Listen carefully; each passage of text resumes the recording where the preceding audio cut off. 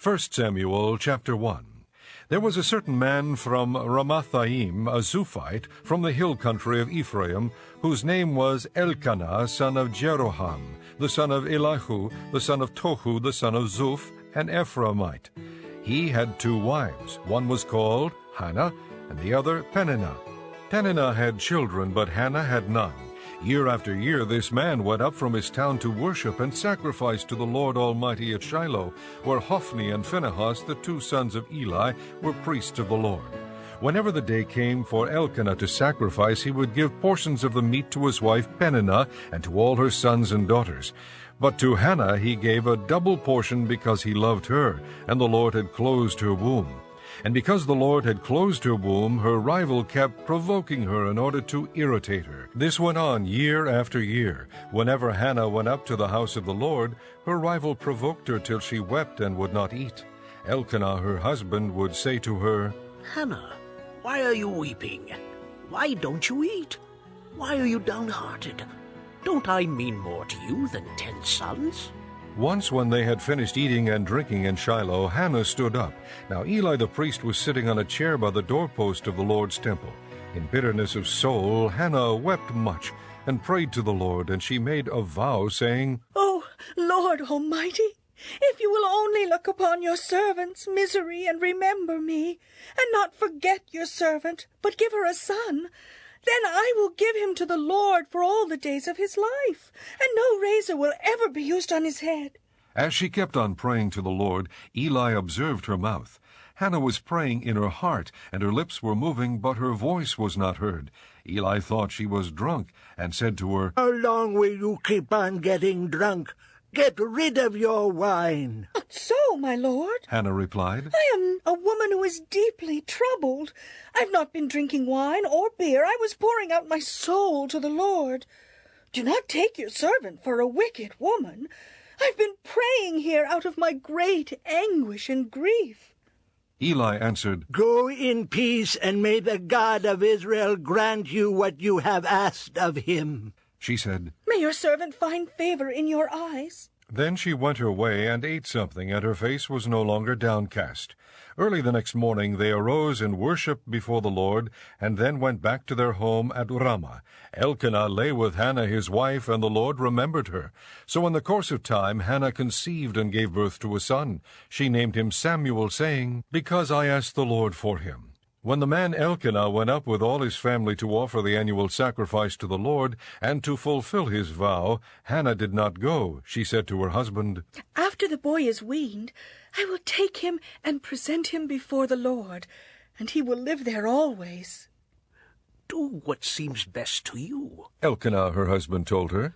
Stay here until you have weaned him. Only may the Lord make good his word. So the woman stayed at home and nursed her son until she had weaned him. After he was weaned, she took the boy with her, young as he was, along with a 3-year-old bull, an ephah of flour, and a skin of wine, and brought him to the house of the Lord at Shiloh. When they had slaughtered the bull, they brought the boy to Eli, and she said to him, As surely as you live, my lord, I am the woman who stood here beside you, praying to the Lord. I prayed for this child, and the Lord has granted me what I asked of him. So now I give him to the Lord. For his whole life he will be given over to the Lord. And he worshipped the Lord there. Chapter 2. Then Hannah prayed and said, My heart rejoices in the Lord. In the Lord my horn is lifted high. My mouth boasts over my enemies, for I delight in your deliverance. There is no one holy like the Lord. There is no one besides you. There is no rock like our God. Do not keep talking so proudly, or let your mouth speak such arrogance. For the Lord is a God who knows, and by him deeds are weighed. The bows of the warriors are broken, but those who stumbled are armed with strength. Those who were full hire themselves out for food, but those who were hungry hunger no more. She who was barren has borne 7 children, but she who has had many sons pines away. The Lord brings death and makes alive. He brings down to the grave and raises up. The Lord sends poverty and wealth. He humbles and he exalts. He raises the poor from the dust and lifts the needy from the ash heap. He seats them with princes and has them inherit a throne of honor. For the foundations of the earth are the Lord's. Upon them he has set the world. He will guard the feet of his saints, but the wicked will be silenced in darkness. It is not by strength that one prevails. Those who oppose the Lord will be shattered. He will thunder against them from heaven. The Lord will judge the ends of the earth. He will give strength to his king and exalt the horn of his anointed. Then Elkanah went home to Ramah, but the boy ministered before the Lord under Eli the priest. Eli's sons were wicked men. They had no regard for the Lord. Now it was the practice of the priests with the people that whenever anyone offered a sacrifice, and while the meat was being boiled, the servant of the priest would come with a three-pronged fork in his hand. He would plunge it into the pan or kettle or cauldron or pot, and the priest would take for himself whatever the fork brought up. This is how they treated all the Israelites who came to Shiloh. But even before the fat was burned, the servant of the priest would come and say to the man who was sacrificing, "Give the priest some meat to roast. He won't accept boiled meat from you, but only raw." If the man said to him, "Let the fat be burned up first, and then take whatever you want," the servant would then answer, "No, hand it over now. If you don't, I'll take it by force." This sin of the young men was very great in the Lord's sight, for they were treating the Lord's offering with contempt. But Samuel was ministering before the Lord, a boy wearing a linen ephod. Each year his mother made him a little robe and took it to him when she went up with her husband to offer the annual sacrifice. Eli would bless Elkanah and his wife, saying, "May the Lord give you children by this woman to take the place of the one she prayed for and gave to the Lord." Then they would go home, and the Lord was gracious to Hannah. She conceived and gave birth to 3 sons and 2 daughters. Meanwhile the boy Samuel grew up in the presence of the Lord. Now Eli, who was very old, heard about everything his sons were doing to all Israel, and how they slept with the women who served at the entrance to the tent of meeting. So he said to them, "Why do you do such things? I hear from all the people about these wicked deeds of yours. No, my sons, it is not a good report that I hear spreading among the Lord's people. If a man sins against another man, God may mediate for him. But if a man sins against the Lord, who will intercede for him?" His sons, however, did not listen to their father's rebuke, for it was the Lord's will to put them to death. And the boy Samuel continued to grow in stature and in favor with the Lord and with men. Now a man of God came to Eli and said to him, "This is what the Lord says. Did I not clearly reveal myself to your father's house when they were in Egypt under Pharaoh? I chose your father out of all the tribes of Israel to be my priest, to go up to my altar to burn incense and to wear an ephod in my presence. I also gave your father's house all the offerings made with fire by the Israelites. Why do you scorn my sacrifice and offering that I prescribe for my dwelling? Why do you honor your sons more than me by fattening yourselves on the choice parts of every offering made by my people Israel? Therefore the Lord, the God of Israel, declares, I promised that your house and your father's house would minister before me forever. But now the Lord declares, Far be it from me. Those who honor me I will honor, but those who despise me will be disdained. The time is coming when I will cut short your strength and the strength of your father's house, so that there will not be an old man in your family line, and you will see distress in my dwelling. Although good will be done to Israel in your family line, there will never be an old man. Every one of you that I do not cut off from my altar will be spared only to blind your eyes with tears and to grieve your heart, and all your descendants will die in the prime of life. And what happens to your 2 sons, Hophni and Phinehas, will be a sign to you. They will both die on the same day. I will raise up for myself a faithful priest, who will do according to what is in my heart and mind. I will firmly establish his house, and he will minister before my anointed one always. Then everyone left in your family line will come and bow down before him for a piece of silver and a crust of bread, and plead, Appoint me to some priestly office, so I can have food to eat. Chapter 3. The boy Samuel ministered before the Lord under Eli. In those days the word of the Lord was rare. There were not many visions.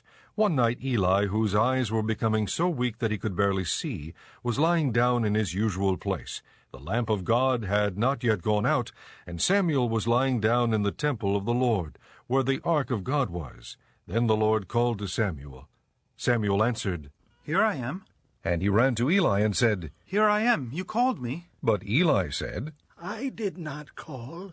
Go back and lie down. So he went and lay down. Again the Lord called, Samuel. And Samuel got up and went to Eli and said, Here I am. You called me. My son, Eli said, I did not call. Go back and lie down. Now Samuel did not yet know the Lord. The word of the Lord had not yet been revealed to him.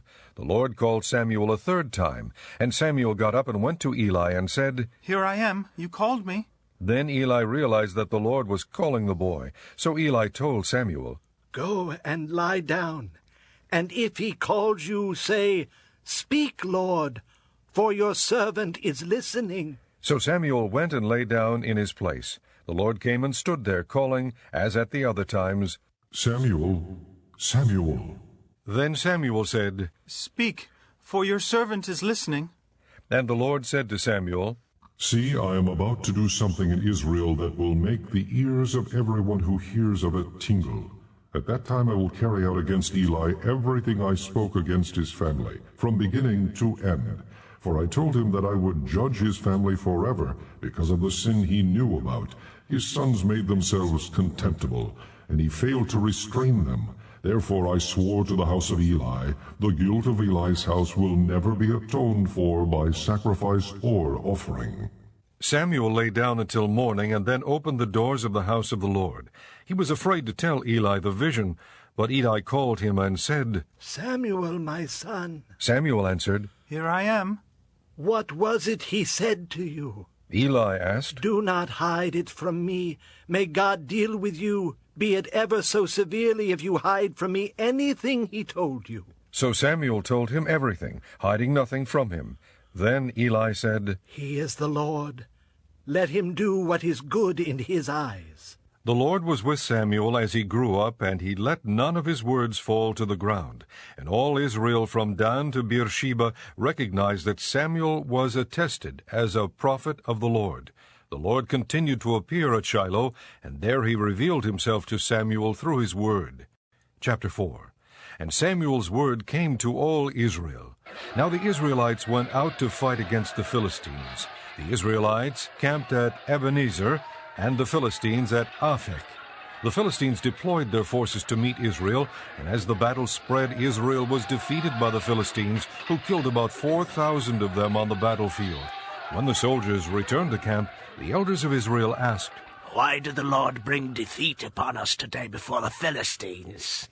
Let us bring the ark of the Lord's covenant from Shiloh, so that it may go with us and save us from the hand of our enemies.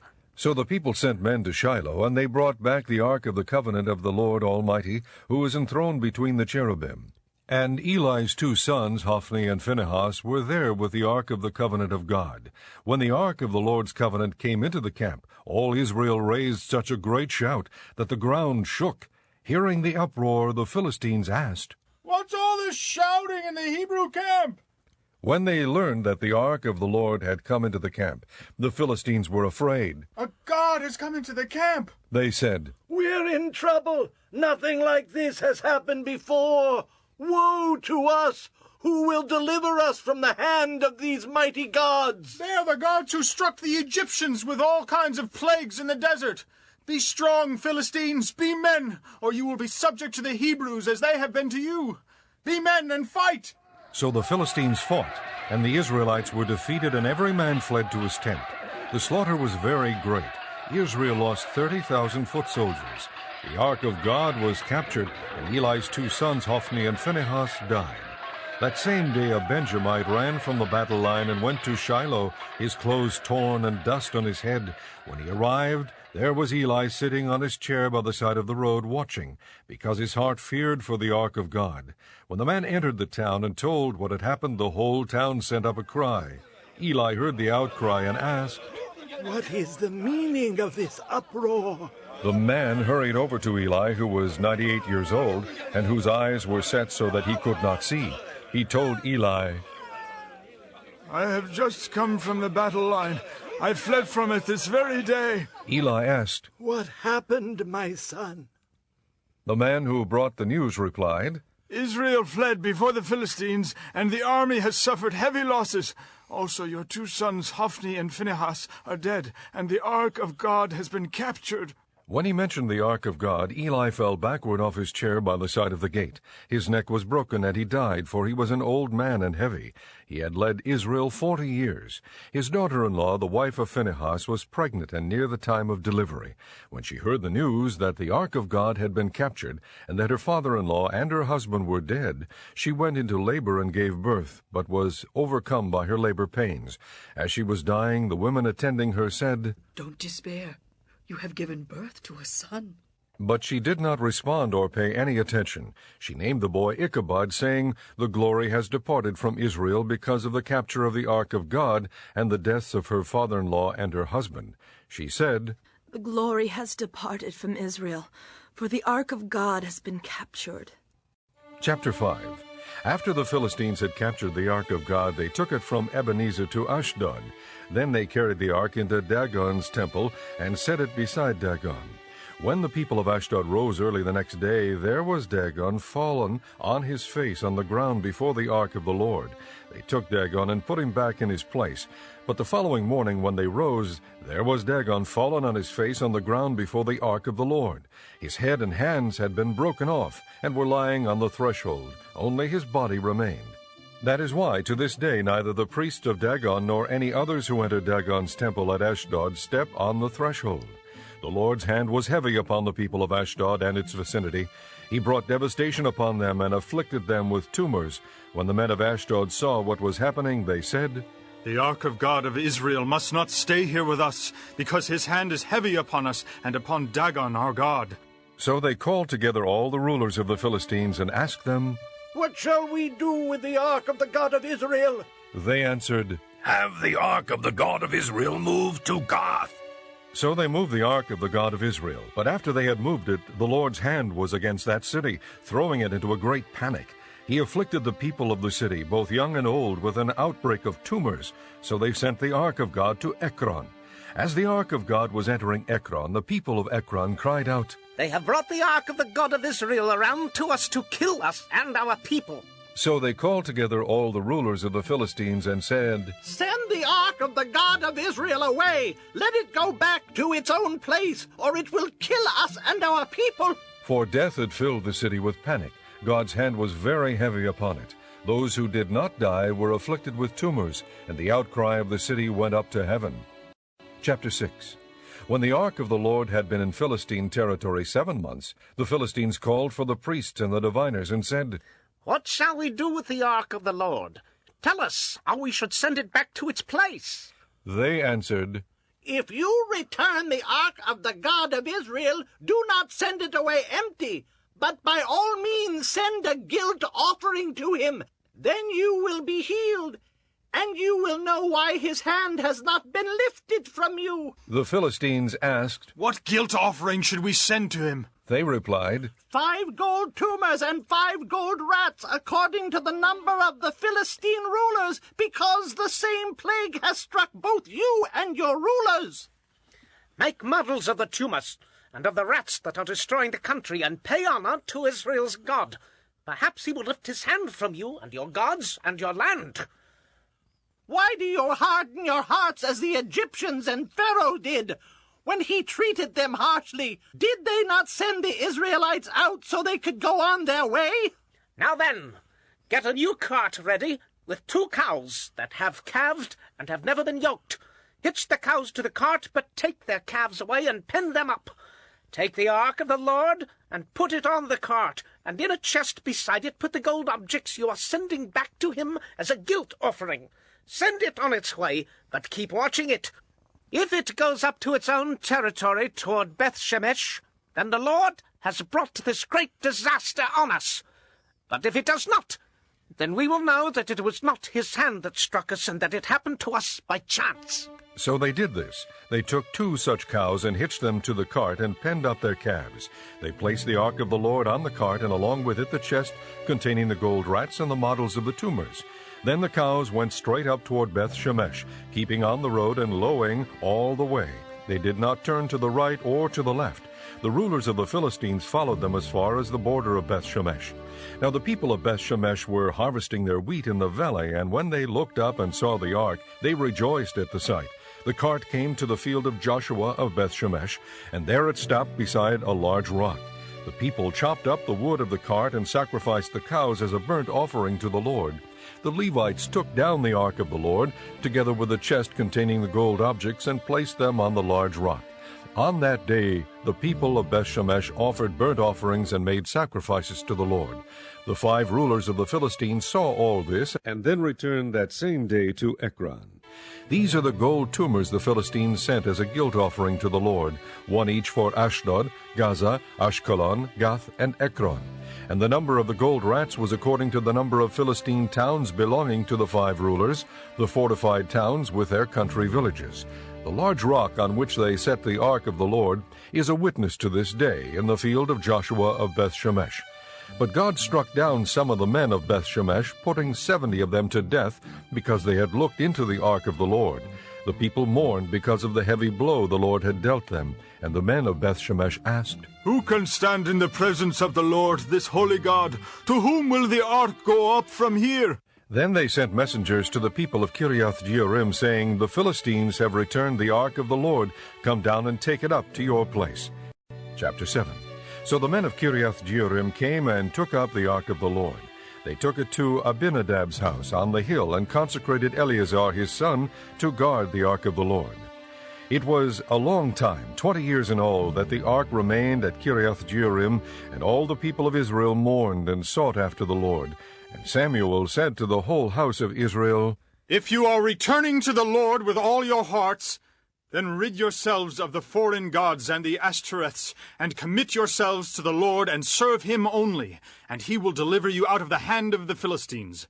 So the Israelites put away their Baals and Ashtoreths, and served the Lord only. Then Samuel said, Assemble all Israel at Mizpah, and I will intercede with the Lord for you. When they had assembled at Mizpah, they drew water and poured it out before the Lord. On that day they fasted, and there they confessed, We have sinned against the Lord. And Samuel was leader of Israel at Mizpah. When the Philistines heard that Israel had assembled at Mizpah, the rulers of the Philistines came up to attack them. And when the Israelites heard of it, they were afraid because of the Philistines. They said to Samuel, Do not stop crying out to the Lord our God for us, that he may rescue us from the hand of the Philistines. Then Samuel took a suckling lamb and offered it up as a whole burnt offering to the Lord. He cried out to the Lord on Israel's behalf, and the Lord answered him. While Samuel was sacrificing the burnt offering, the Philistines drew near to engage Israel in battle. But that day the Lord thundered with loud thunder against the Philistines, and threw them into such a panic that they were routed before the Israelites. The men of Israel rushed out of Mizpah and pursued the Philistines, slaughtering them along the way to a point below Beth-kar. Then Samuel took a stone and set it up between Mizpah and Shen.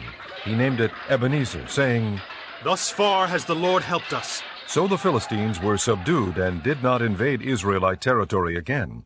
Throughout Samuel's lifetime, the hand of the Lord was against the Philistines. The towns from Ekron to Gath that the Philistines had captured from Israel were restored to her, and Israel delivered the neighboring territory from the power of the Philistines. And there was peace between Israel and the Amorites. Samuel continued as judge over Israel all the days of his life. From year to year he went on a circuit from Bethel to Gilgal to Mizpah, judging Israel in all those places. But he always went back to Ramah, where his home was, and there he also judged Israel, and he built an altar there to the Lord. Chapter 8. When Samuel grew old, he appointed his sons as judges for Israel. The name of his firstborn was Joel, and the name of his second was Abijah, and they served at Beersheba. But his sons did not walk in his ways. They turned aside after dishonest gain, and accepted bribes, and perverted justice. So all the elders of Israel gathered together and came to Samuel at Ramah. They said to him, You are old, And your sons do not walk in your ways. Now appoint a king to lead us, such as all the other nations have. But when they said, Give us a king to lead us, this displeased Samuel, so he prayed to the Lord, and the Lord told him, Listen to all that the people are saying to you. It is not you they have rejected, but they have rejected me as their king, as they have done from the day I brought them up out of Egypt until this day, forsaking me and serving other gods, so they are doing to you. Now listen to them, but warn them solemnly, and let them know what the king who will reign over them will do. Samuel told all the words of the Lord to the people who were asking him for a king. He said, This is what the king who will reign over you will do. He will take your sons and make them serve with his chariots and horses, and they will run in front of his chariots. Some he will assign to be commanders of thousands and commanders of 50s, and others to plow his ground and reap his harvest, and still others to make weapons of war and equipment for his chariots. He will take your daughters to be perfumers and cooks and bakers. He will take the best of your fields and vineyards and olive groves and give them to his attendants. He will take 1/10 of your grain and of your vintage and give it to his officials and attendants. Your men servants and maidservants and the best of your cattle and donkeys he will take for his own use. He will take 1/10 of your flocks, and you yourselves will become his slaves. When that day comes, you will cry out for relief from the king you have chosen, and the Lord will not answer you in that day. But the people refused to listen to Samuel. No! They said, We want a king over us. Then we will be like all the other nations, with a king to lead us and to go out before us and fight our battles. When Samuel heard all that the people said, he repeated it before the Lord. The Lord answered, Listen to them, and give them a king. Then Samuel said to the men of Israel, Everyone go back to his town. Chapter 9. There was a Benjamite, a man of standing, whose name was Kish, son of Abiel, the son of Zeror, the son of Bechorath, the son of Aphiah of Benjamin. He had a son named Saul, an impressive young man without equal among the Israelites, a head taller than any of the others. Now the donkeys belonging to Saul's father Kish were lost, and Kish said to his son Saul, Take one of the servants with you, and go and look for the donkeys. So he passed through the hill country of Ephraim and through the area around Shalisha, but they did not find them. They went on into the district of Shaalim, but the donkeys were not there. Then he passed through the territory of Benjamin, but they did not find them. When they reached the district of Zuph, Saul said to the servant who was with him, Come, let's go back, or my father will stop thinking about the donkeys and start worrying about us. But the servant replied, Look, in this town there is a man of God. He is highly respected, and everything he says comes true. Let's go there now. Perhaps he will tell us what way to take. Saul said to his servant, If we go, what can we give the man? The food in our sacks is gone. We have no gift to take to the man of God. What do we have? The servant answered him again. Look, He said, I have 1/4 of a shekel of silver. I will give it to the man of God so that he will tell us what way to take. Formerly in Israel, if a man went to inquire of God, he would say, Come, let us go to the seer, because the prophet of today used to be called a seer. Good. Saul said to his servant. Come, let's go. So they set out for the town where the man of God was. As they were going up the hill to the town, they met some girls coming out to draw water, and they asked them, Is the seer here? He is. They answered, He's ahead of you. Hurry now. He has just come to our town today, for the people have a sacrifice at the high place. As soon as you enter the town, you will find him before he goes up to the high place to eat. The people will not begin eating until he comes, because he must bless the sacrifice. Afterward, those who are invited will eat. Go up now. You should find him about this time. They went up to the town, and as they were entering it, there was Samuel coming toward them on his way up to the high place. Now the day before Saul came, the Lord had revealed this to Samuel. About this time tomorrow I will send you a man from the land of Benjamin. Anoint him leader over my people Israel. He will deliver my people from the hand of the Philistines. I have looked upon my people, for their cry has reached me. When Samuel caught sight of Saul, the Lord said to him, This is the man I spoke to you about. He will govern my people. Saul approached Samuel in the gateway and asked, Would you please tell me where the seer's house is? I am the seer. Samuel replied, Go up ahead of me to the high place, for today you are to eat with me, and in the morning I will let you go and will tell you all that is in your heart. As for the donkeys you lost 3 days ago, do not worry about them. They have been found. And to whom is all the desire of Israel turned, if not to you and all your father's family? Saul answered, But am I not a Benjamite from the smallest tribe of Israel? And is not my clan the least of all the clans of the tribe of Benjamin? Why do you say such a thing to me? Then Samuel brought Saul and his servant into the hall and seated them at the head of those who were invited, about 30 in number. Samuel said to the cook, Bring the piece of meat I gave you, the one I told you to lay aside. So the cook took up the leg with what was on it and set it in front of Saul. Samuel said, Here is what has been kept for you. Eat, because it was set aside for you for this occasion, from the time I said, I have invited guests. And Saul dined with Samuel that day. After they came down from the high place to the town, Samuel talked with Saul on the roof of his house. They rose about daybreak, and Samuel called to Saul on the roof, Get ready, and I will send you on your way. When Saul got ready, he and Samuel went outside together. As they were going down to the edge of the town, Samuel said to Saul, Tell the servant to go on ahead of us. And the servant did so. But you stay here a while, so that I may give you a message from God. Chapter 10. Then Samuel took a flask of oil and poured it on Saul's head and kissed him, saying, Has not the Lord anointed you leader over his inheritance? When you leave me today, you will meet 2 men near Rachel's tomb at Zelzah on the border of Benjamin. They will say to you, The donkeys you set out to look for have been found, and now your father has stopped thinking about them and is worried about you. He is asking, What shall I do about my son? Then you will go on from there until you reach the great tree of Tabor. 3 men going up to God at Bethel will meet you there.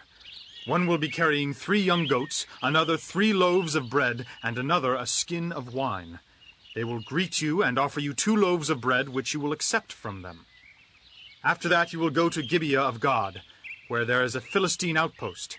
As you approach the town, you will meet a procession of prophets coming down from the high place with lyres, tambourines, flutes, and harps being played before them, and they will be prophesying. The Spirit of the Lord will come upon you in power, and you will prophesy with them, and you will be changed into a different person. Once these signs are fulfilled, do whatever your hand finds to do, for God is with you. Go down ahead of me to Gilgal. I will surely come down to you to sacrifice burnt offerings and fellowship offerings, but you must wait 7 days until I come to you and tell you what you are to do. As Saul turned to leave Samuel, God changed Saul's heart, and all these signs were fulfilled that day. When they arrived at Gibeah, a procession of prophets met him. The Spirit of God came upon him in power, and he joined in their prophesying. When all those who had formerly known him saw him prophesying with the prophets, they asked each other, What is this that has happened to the son of Kish? Is Saul also among the prophets? A man who lived there answered, And who is the father? So it became a saying, Is Saul also among the prophets?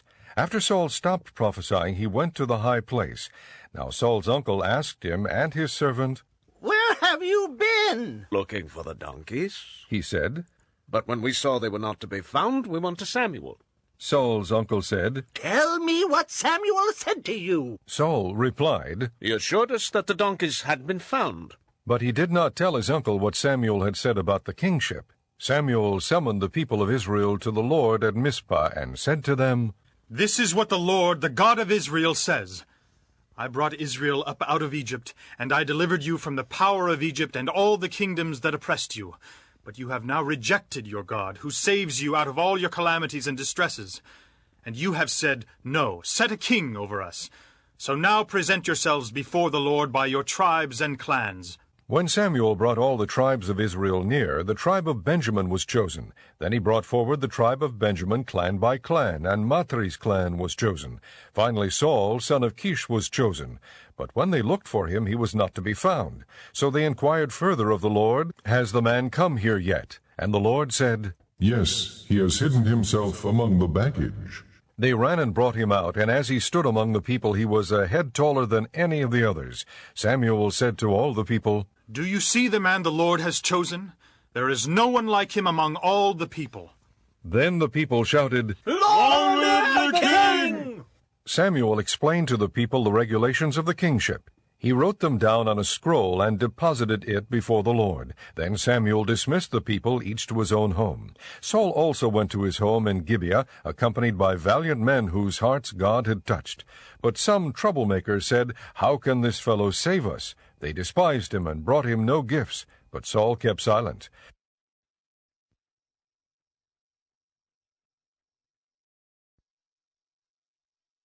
Chapter 11. Nahash the Ammonite went up and besieged Jabesh-Gilead, and all the men of Jabesh said to him, "Make a treaty with us, and we will be subject to you." But Nahash the Ammonite replied, "I will make a treaty with you, only on the condition that I gouge out the right eye of every one of you, and so bring disgrace on all Israel." The elders of Jabesh said to him, "Give us 7 days so we can send messengers throughout Israel. If no one comes to rescue us, we will surrender to you." When the messengers came to Gibeah of Saul and reported these terms to the people, they all wept aloud. Just then Saul was returning from the fields behind his oxen, and he asked, "What is wrong with the people? Why are they weeping?" Then they repeated to him what the men of Jabesh had said. When Saul heard their words, the Spirit of God came upon him in power, and he burned with anger. He took a pair of oxen, cut them into pieces, and sent the pieces by messengers throughout Israel, proclaiming, "This is what will be done to the oxen of anyone who does not follow Saul and Samuel." Then the terror of the Lord fell on the people, and they turned out as one man. When Saul mustered them at Bezek, the men of Israel numbered 300,000, and the men of Judah 30,000. They told the messengers who had come, "Say to the men of Jabesh-Gilead, by the time the sun is hot tomorrow you will be delivered." When the messengers went and reported this to the men of Jabesh, they were elated. They said to the Ammonites, "Tomorrow we will surrender to you, and you can do to us whatever seems good to you." The next day Saul separated his men into 3 divisions. During the last watch of the night they broke into the camp of the Ammonites and slaughtered them until the heat of the day. Those who survived were scattered, so that no 2 of them were left together. The people then said to Samuel, "Who was it that asked counsel reign over us? Bring these men to us, and we put them to death." But Saul said, No one shall be put to death today, for this day the Lord has rescued Israel." Then Samuel said to the people, "Come, let us go to Gilgal, and there reaffirm the kingship." So all the people went to Gilgal and confirmed Saul as king in the presence of the Lord. There they sacrificed fellowship offerings before the Lord, and Saul and all the Israelites held a great celebration. Chapter 12. Samuel said to all Israel, "I have listened to everything you said to me, and have set a king over you. Now you have a king as your leader. As for me, I am old and gray, and my sons are here with you. I have been your leader from my youth until this day. Here I stand. Testify against me in the presence of the Lord and his anointed. Whose ox have I taken? Whose donkey have I taken? Whom have I cheated? Whom have I oppressed? From whose hand have I accepted a bribe to make me shut my eyes? If I have done any of these, I will make it right." "You have not cheated or oppressed us." They replied. "You have not taken anything from anyone's hand." Samuel said to them, "The Lord is witness against you, and also his anointed is witness this day, that you have not found anything in my hand." "He is witness," they said. Then Samuel said to the people, "It is the Lord who appointed Moses and Aaron and brought your forefathers up out of Egypt. Now then stand here, because I am going to confront you with evidence before the Lord as to all the righteous acts performed by the Lord for you and your fathers. After Jacob entered Egypt, they cried to the Lord for help, and the Lord sent Moses and Aaron, who brought your forefathers out of Egypt and settled them in this place. But they forgot the Lord their God, so he sold them into the hand of Sisera, the commander of the army of Hazor, and into the hands of the Philistines and the king of Moab, who fought against them. They cried out to the Lord and said, 'We have sinned, we have forsaken the Lord, and served the Baals and the Ashtoreths. But now deliver us from the hands of our enemies, and we will serve you.' Then the Lord sent Jerubbaal, Barak, Jephthah, and Samuel, and he delivered you from the hands of your enemies on every side, so that you lived securely. But when you saw that Nahash, king of the Ammonites, was moving against you, you said to me, 'No, we want a king to rule over us, even though the Lord your God was your king.' Now here is the king you have chosen, the one you asked for. See, the Lord has set a king over you. If you fear the Lord and serve and obey him and do not rebel against his commands, and if both you and the king who reigns over you follow the Lord your God, good. But if you do not obey the Lord, and if you rebel against his commands, his hand will be against you as it was against your fathers. Now then, stand still and see this great thing the Lord is about to do before your eyes. Is it not wheat harvest now?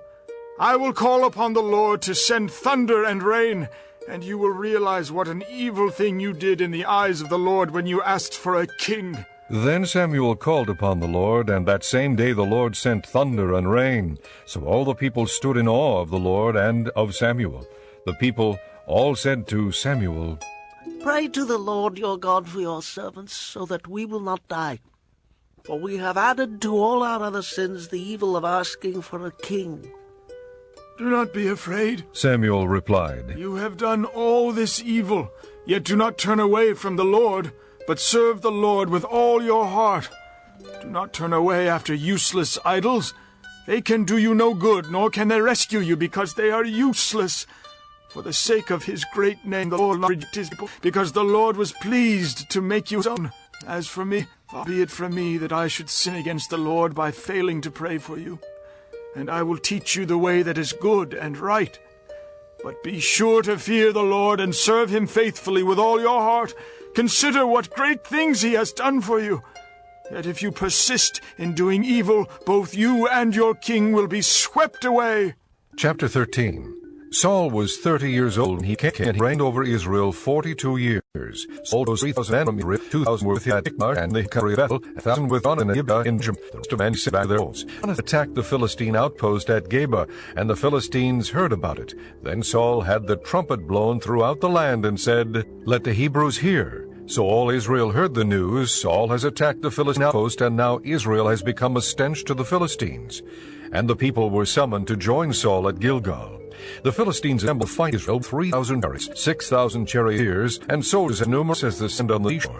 One camp at Michmash east of Bethlehem. When the men of Israel saw the situation critical, and their army was hard pressed, they engaged and kept on the rock and hidden stairs. Some Hebrews even lost Jordan to land of God and Gid. All made Gilgal, all the troops with him were in fear. He waited 7 days. God said to Samuel. But Samuel did not come to Gilgal, and Saul's men began to scatter. So he said, "Bring me the burnt offering and the fellowship offerings." And Saul offered up burnt offering. Just making Samuel arrived, and Saul went out to greet him. Samuel, All the gathering, that you did not come at the set time, and that the Philistines were assembling Michmash. All the Philistines come down against me at Gilgal, and I have not sought the Lord's favor. I have compelled to offer the burnt offering. "You acted foolishly," Samuel said. "You have not kept the command the Lord your God gave you. If you had, he would have established your kingdom over Israel for all time. But now your kingdom will not endure. The Lord has sought out a man after his own heart and appointed him leader of his people, because you have not kept the Lord's command." Then Samuel left Gilgal and went up to Gibeah in Benjamin, and Saul counted the men who were with him. They numbered about 600. Saul and his son Jonathan and the men with them were staying in Gibeah in Benjamin, while the Philistines camped at Michmash. Raiding parties went out from the Philistine camp in 3 detachments. One turned toward Ophrah in the vicinity of Shual, another toward Beth-horon, and the third toward the borderland overlooking the valley of Zeboim, facing the desert. Not a blacksmith could be found in the whole land of Israel, because the Philistines had said, "Otherwise the Hebrews will make swords or spears." So all Israel went down to the Philistines to have their plowshares, mattocks, axes, and sickles sharpened. The price was 2/3 of a shekel for sharpening plowshares and mattocks, and 1/3 of a shekel for sharpening forks and axes, and for repointing goads. So on the day of the battle, not a soldier with Saul and Jonathan had a sword or spear in his hand. Only Saul and his son Jonathan had them. Now a detachment of Philistines had gone out to the pass at Michmash. Chapter 14. One day Jonathan, son of Saul, said to the young man bearing his armor, "Come, let's go over to the Philistine outpost on the other side." But he did not tell his father. Saul was staying on the outskirts of Gibeah under a pomegranate tree in Migron. With him about 600 men, among whom was Ahijah, who was wearing an ephod. He was a son of Ichabod's brother Ahitub, son of Phinehas, the son of Eli, the Lord's priest in Shiloh. No one was aware that Jonathan had left. On each side of the pass that Jonathan intended to cross to reach the Philistine outpost was a cliff. One was called Bozez, and the other Senech. One cliff stood to the north toward Michmash, the other to the south toward Geba. Jonathan said to his young armor-bearer, Come, let's go over to the outpost of those uncircumcised fellows. Perhaps the Lord will act in our behalf. Nothing can hinder the Lord from saving, whether by many or by few. Do all that you have in mind, his armor-bearer said. Go ahead. I am with you, heart and soul. Jonathan said, Come then, we will cross over toward the men and let them see us. If they say to us, Wait there until we come to you, we will stay where we are and not go up to them. But if they say, Come up to us, we will climb up, because that will be our sign that the Lord has given them into our hands. So both of them showed themselves to the Philistine outpost. Look, said the Philistines. the Hebrews are crawling out of the holes they were hiding in. The men of the outpost shouted to Jonathan and his armor-bearer, Come up to us, and we'll teach you a lesson. So Jonathan said to his armor-bearer, Climb up after me. The Lord has given them into the hand of Israel. Jonathan climbed up, using his hands and feet, with his armor-bearer right behind him. The Philistines fell before Jonathan, and his armor-bearer followed and killed behind him. In that first attack, Jonathan and his armor-bearer killed some 20 men in an area of about half an acre. Then panic struck the whole army, those in the camp and field and those in the outposts and raiding parties, and the ground shook. It was a panic sent by God. Saul's lookouts at Gibeah in Benjamin saw the army melting away in all directions. Then Saul said to the men who were with him, Muster the forces, and see who has left us. When they did, it was Jonathan and his armor-bearer who were not there. Saul said to Ahijah, Bring the ark of God. At that time it was with the Israelites. While Saul was talking to the priest, the tumult in the Philistine camp increased more and more. So Saul said to the priest, Withdraw your hand. Then Saul and all his men assembled and went to the battle. They found the Philistines in total fusion, striking each other with swords. Those Hebrews who had previously been with the Philistines got up them their camp and over to the Israelites who were with Saul and Jonathan. When all the Israelites who had hidden in the hill country of Ephraim heard that the Philistines were on the run, they joined the battle in hot pursuit. So the Lord rescued Israel that day, and the battle moved on beyond Beth-aven. Now the men of Israel were in distress that day, because Saul had bound the people under an oath, saying, Cursed be any man who eats food before evening comes, before I have avenged myself on my enemies. So none of the troops tasted food. The entire army entered the woods, and there was honey on the ground. When they went into the woods, they saw the honey oozing out, yet no one put his hand to his mouth, because they feared the oath. But Jonathan had not heard that his father had bound the people with the oath. So he reached out the end of the staff that was in his hand, and dipped it into the honeycomb. He raised his hand to his mouth, and his eyes brightened. Then one of the soldiers told him, Your father bound the army under a strict oath, saying, Cursed be any man who eats food today. That is why the men are faint. Jonathan said, My father has made trouble for the country. See how my eyes brightened when I tasted a little of this honey? How much better it would have been if the men had eaten today some of the plunder they took from their enemies. Would not the slaughter of the Philistines have been even greater? That day, after the Israelites had struck down the Philistines from Michmash to Aijalon, they were exhausted. They pounced on the plunder, and taking sheep, cattle, and calves, they butchered them on the ground and ate them, together with the blood. Then someone said to Saul, Look, the men are sinning against the Lord by eating meat that has blood in it. You have broken faith. He said. Roll a large stone over here at once. Then he said, Go out among the men and tell them, Each of you bring me your cattle and sheep, and slaughter them here and eat them. Do not sin against the Lord by eating meat with blood still in it. So everyone brought his ox that night and slaughtered it there. Then Saul built an altar to the Lord. It was the first time he had done this. Saul said, Let us go down after the Philistines by night and plunder them till dawn, and let us not leave one of them alive. Do whatever seems best to you, they replied. But the priest said, Let us inquire of God here. So Saul asked God, Shall I go down after the Philistines? Will you give them into Israel's hand? But God did not answer him that day. Saul therefore said, Come here, all of you who are leaders of the army, and let us find out what sin has been committed today. As surely as the Lord who rescues Israel lives, even if it lies with my son Jonathan, he must die.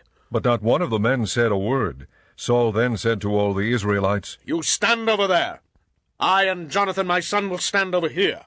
Do what seems best to you, the men replied. Then Saul prayed to the Lord, the God of Israel. Give me the right answer. And Jonathan and Saul were taken by lot, and the men were cleared. Saul said, Cast the lot between me and Jonathan my son. And Jonathan was taken. Then Saul said to Jonathan, Tell me what you have done. So Jonathan told him, I merely tasted a little honey with the end of my staff, and now must I die? Saul said, May God deal with me, be it ever so severely, if you do not die, Jonathan. But the men said to Saul, Should Jonathan die? He who has brought about this great deliverance in Israel? Never! As surely as the Lord lives, not a hair of his head will fall to the ground, for he did this today with God's help. So the men rescued Jonathan, and he was not put to death. Then Saul stopped pursuing the Philistines, and they withdrew to their own land.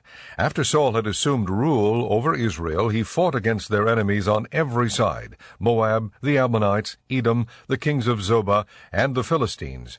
Wherever he turned, he inflicted punishment on them. He fought valiantly and defeated the Amalekites, delivering Israel from the hands of those who had plundered them. Saul's sons were Jonathan, Ishvi, and Malchishua. The name of his older daughter was Merab, and that of the younger was Michal. His wife's name was Ahinoam, daughter of Ahimaaz. The name of the commander of Saul's army was Abner, son of Ner, and Ner was Saul's uncle. Saul's father Kish and Abner's father Ner were sons of Abiel. All the days of Saul there was bitter war with the Philistines, and whenever Saul saw a mighty or brave man, he took him into his service. Chapter 15. Samuel said to Saul, I am the one the Lord sent to anoint you king over his people Israel. So listen now to the message from the Lord. This is what the Lord Almighty says. I will punish the Amalekites for what they did to Israel when they waylaid them as they came up from Egypt. Now go, attack the Amalekites, and totally destroy everything that belongs to them. Do not spare them. Put to death men and women, children and infants, cattle and sheep, camels and donkeys. So Saul summoned the men and mustered them at Telaim, 200,000 foot soldiers and 10,000 men from Judah. Chapter 15. Samuel said to Saul, I am the one the Lord sent to anoint you king over his people Israel. So listen now to the message from the Lord. This is what the Lord Almighty says. I will punish the Amalekites for what they did to Israel when they waylaid them as they came up from Egypt.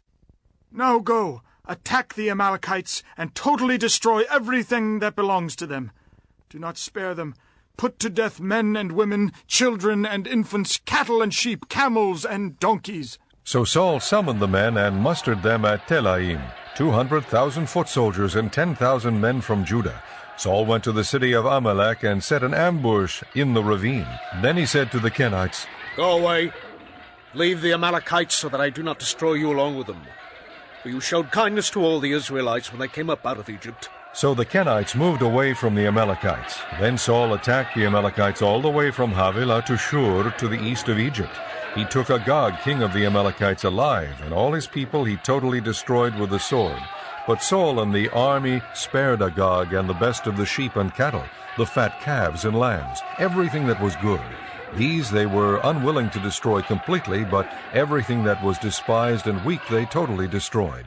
Then the word of the Lord came to Samuel. I am grieved that I have made Saul king, because he has turned away from me and has not carried out my instructions. Samuel was troubled, and he cried out to the Lord all that night. Early in the morning Samuel got up and went to meet Saul, but he was told, Saul has gone to Carmel. There he has set up a monument in his own honor, and has turned and gone on down to Gilgal. When Samuel reached him, Saul said, The Lord bless you. I have carried out the Lord's instructions. But Samuel said, What then is this bleating of sheep in my ears? What is this lowing of cattle that I hear? Saul answered, The soldiers brought them from the Amalekites. They spared the best of the sheep and cattle to sacrifice to the Lord your God, but we totally destroyed the rest. Stop! Samuel said to Saul, Let me tell you what the Lord said to me last night. Tell me. Saul replied. Samuel said, Although you were once small in your own eyes, did you not become the head of the tribes of Israel? The Lord anointed you king over Israel, and he sent you on a mission, saying, Go and completely destroy those wicked people, the Amalekites. Make war on them until you have wiped them out. Why did you not obey the Lord? Why did you pounce on the plunder and do evil in the eyes of the Lord? But I did obey the Lord. Saul said, I went on the mission the Lord assigned me. I completely destroyed the Amalekites and brought back Agag the king. The soldiers took sheep and cattle from the plunder, the best of what was devoted to God, in order to sacrifice them to the Lord your God at Gilgal. But Samuel replied, Does the Lord delight in burnt offerings and sacrifices as much as in obeying the voice of the Lord?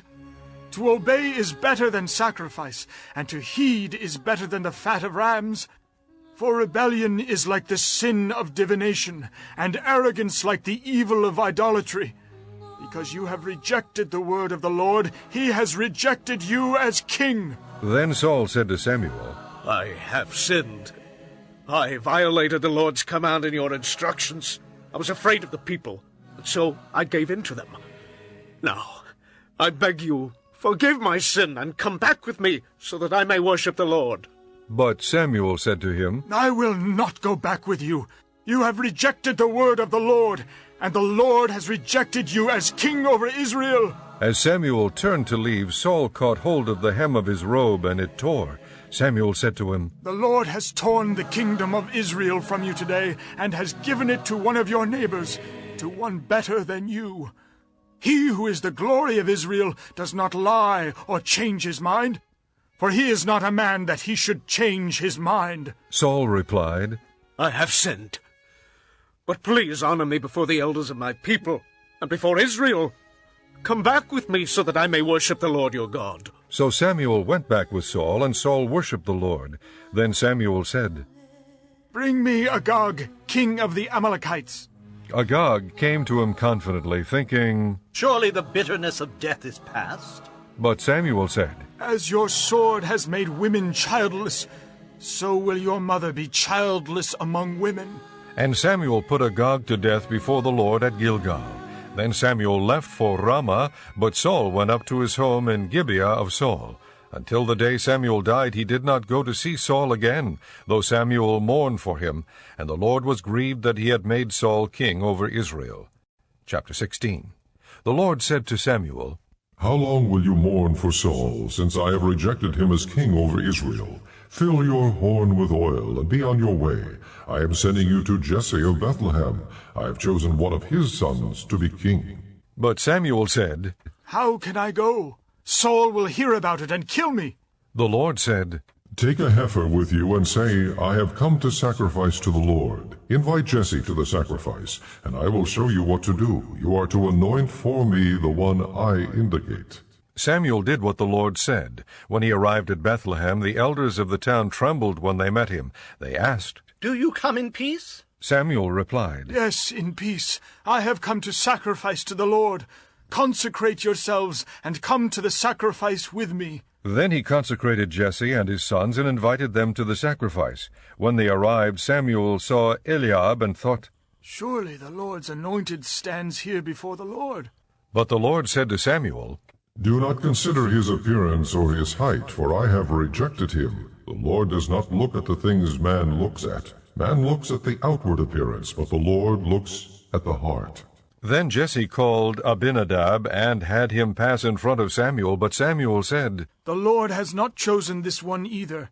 Jesse then had Shammah pass by, but Samuel said, Nor has the Lord chosen this one. Jesse had 7 of his sons pass before Samuel, but Samuel said to him, The Lord has not chosen these. So he asked Jesse, Are these all the sons you have? That is still the youngest, Jesse answered. but he is tending the sheep. Samuel said, Send for him. We will not sit down until he arrives. So he sent and had him brought in. He was ruddy, with a fine appearance and handsome features. Then the Lord said, Rise and anoint him. He is the one. So Samuel took the horn of oil and anointed him in the presence of his brothers, and from that day on the Spirit of the Lord came upon David in power. Samuel then went to Ramah. Now the Spirit of the Lord had departed from Saul, and an evil spirit from the Lord tormented him. Saul's attendant said to him, See, an evil spirit from God is tormenting you. Let our Lord command his servants here to search for someone who can play the harp. He will play when the evil spirit from God comes upon you, and you will feel better. So Saul said to his attendants, Find someone who plays well and bring him to me. One of the servants answered, I have seen a son of Jesse of Bethlehem who knows how to play the harp. He is a brave man and a warrior. He speaks well and is a fine-looking man, and the Lord is with him. Then Saul sent messengers to Jesse and said, Send me your son David, who is with the sheep. So Jesse took a donkey loaded with bread, a skin of wine, and a young goat, and sent them with his son David to Saul. David came to Saul and entered his service. Saul liked him very much, and David became one of his armor-bearers. Then Saul sent word to Jesse, saying, Allow David to remain in my service, for I am pleased with him. Whenever the Spirit from God came upon Saul, David would take his harp and play. Then relief would come to Saul. He would feel better, and the evil spirit would leave him. Chapter 17. Now the Philistines gathered their forces for war and assembled at Socoh in Judah. They pitched camp at Ephes Damim, between Socoh and Azekah. Saul and the Israelites assembled and camped in the valley of Elah, and drew up their battle line to meet the Philistines. The Philistines occupied one hill, and the Israelites another, with a valley between them. A champion named Goliath, who was from Gath, came out of the Philistine camp. He was over 9 feet tall. He had a bronze helmet on his head and wore a coat of scale armor of bronze weighing 5,000 shekels. On his legs he wore bronze greaves, and a bronze javelin was slung on his back. His spear shaft was like a weaver's rod, and its iron point weighed 600 shekels. His shield-bearer went ahead of him. Goliath stood and shouted to the ranks of Israel, Why do you come out and line up for battle? Am I not a Philistine, and are you not the servants of Saul? Choose a man, and have him come down to me. If he is able to fight and kill me, we will become your subjects. But if I overcome him and kill him, you will become our subjects and serve us. Then the Philistine said, This day I defy the ranks of Israel. Give me a man, and let us fight each other. On hearing the Philistines' words, Saul and all the Israelites were dismayed and terrified. Now David was the son of an Ephrathite named Jesse, who was from Bethlehem in Judah. Jesse had 8 sons, and in Saul's time he was old and well advanced in years. Jesse's 3 oldest sons had followed Saul to the war. The firstborn was Eliab, the second Abinadab, and the third Shammah. David was the youngest. The 3 oldest followed Saul, but David went back and forth from Saul to tend his father's sheep at Bethlehem. For 40 days the Philistine came forward every morning and evening and took his stand. Now Jesse said to his son David, Take this ephah of roasted grain and these 10 loaves of bread for your brothers, and hurry to their camp. Take along these 10 cheeses to the commander of their unit. See how your brothers are, and bring back some assurance from them. They are with Saul and all the men of Israel in the valley of Elah, fighting against the Philistines. Early in the morning David left the flock with a shepherd, loaded up, and set out as Jesse had directed. He reached the camp as the army was going out to its battle positions, shouting the war cry. Israel and the Philistines were drawing up their lines facing each other. David left his things with the keeper of supplies, ran to the battle lines, and greeted his brothers. As he was talking with them, Goliath, the Philistine champion from Gath, stepped out from his lines and shouted his usual defiance, and David heard it. When the Israelites saw the man, they all ran from him in great fear. Now the Israelites had been saying, Do you see how this man keeps coming out? He comes out to defy Israel. The king will give great wealth to the man who kills him. He will also give him his daughter in marriage, and will exempt his father's family from taxes in Israel. David asked the men standing near him, What will be done for the man who kills this Philistine and removes this disgrace from Israel? Who is this uncircumcised Philistine, that he should defy the armies of the living God? They repeated to him what they had been saying, and told him, This is what will be done for the man who kills him. When Eliab, David's oldest brother, heard him speaking with the men, he burned with anger at him and asked, Why have you come down here? And with whom did you leave those few sheep in the desert? I know how conceited you are, and how wicked your heart is. You came down only to watch the battle. Now what have I done? said David. Can't I even speak? He then turned away to someone else and brought up the same matter, and the men answered him as before. What David said was overheard and reported to Saul, and Saul sent for him. David said to Saul, Let no one lose heart on account of this Philistine. Your servant will go and fight him. Saul replied, You're not able to go out against this Philistine and fight him? You're only a boy, and he has been a fighting man from his youth. But David said to Saul, Your servant has been keeping his father's sheep. When a lion or a bear came and carried off a sheep from the flock, I went after it, struck it, and rescued the sheep from its mouth. When it turned on me, I seized it by its hair, struck it, and killed it. Your servant has killed both the lion and the bear.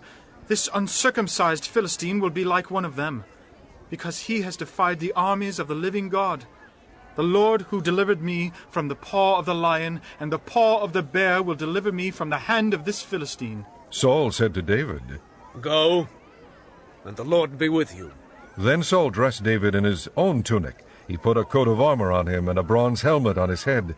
David fastened on his sword over the tunic and tried walking around because he was not used to them.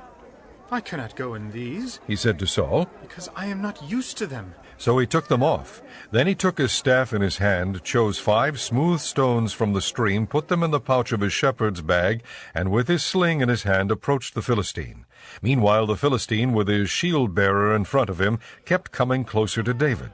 He looked David over and saw that he was only a boy, ruddy and handsome, and he despised him. He said to David, Am I a dog that you come at me with sticks? And the Philistine cursed David by his gods. Come here, he said, and I'll give your flesh to the birds of the air and the beasts of the field. David said to the Philistine, You come against me with sword and spear and javelin, but I come against you in the name of the Lord Almighty, the God of the armies of Israel, whom you have defied. This day the Lord will hand you over to me, and I'll strike you down and cut off your head. Today I will give the carcasses of the Philistine army to the birds of the air and the beasts of the earth, and the whole world will know that there is a God in Israel. All those gathered here will know that it is not by sword or spear that the Lord saves, for the battle is the Lord's, and he will give all of you into our hands. As the Philistine moved closer to attack him, David ran quickly toward the battle line to meet him. Reaching into his bag and taking out a stone, he slung it and struck the Philistine on the forehead. The stone sank into his forehead, and he fell face down on the ground. So David triumphed over the Philistine with a sling and a stone. Without a sword in his hand, he struck down the Philistine and killed him. David ran and stood over him. He took hold of the Philistine's sword and drew it from the scabbard. After he killed him, he cut off his head with the sword. When the Philistines saw that their hero was dead, they turned and ran. Then the men of Israel and Judah surged forward with a shout and pursued the Philistines to the entrance of Gath and to the gates of Ekron. Their dead were strewn along the Sha'araim road to Gath and Ekron. When the Israelites returned from chasing the Philistines, they plundered their camp. David took the Philistine's head and brought it to Jerusalem, and he put the Philistine's weapons in his own tent. As Saul watched David going out to meet the Philistine, he said to Abner, commander of the army, Abner, whose son is that young man? Abner replied, As surely as you live, O king, I don't know. The king said, Find out whose son this young man is. As soon as David returned from killing the Philistine, Abner took him and brought him before Saul, with David still holding the Philistine's head. Whose son are you, young man? Saul asked him. David said, I am the son of your servant Jesse of Bethlehem. Chapter 18. After David had finished talking with Saul, Jonathan became one in spirit with David, and he loved him as himself. From that day Saul kept David with him, and did not let him return to his father's house. And Jonathan made a covenant with David because he loved him as himself.